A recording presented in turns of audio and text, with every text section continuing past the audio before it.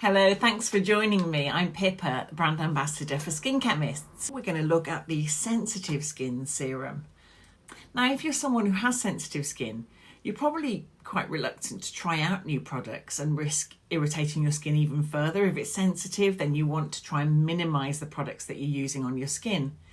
But I know the perfect product that can actually help to desensitize your skin with continued use.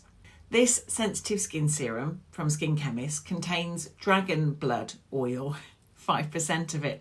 Now, let me assure you, there are no dragons involved in the production of this. It's actually produced from the resin of a particular tree, which has been used for centuries to provide an anti-inflammatory effect and heal and soothe the skin. It's a real tried and tested ingredient for soothing sensitive skin.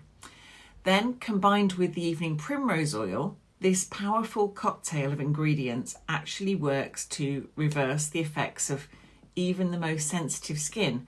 And the ultimate goal, which this does, is to leave your skin feeling comfortable, supple, and more importantly, hydrated as well.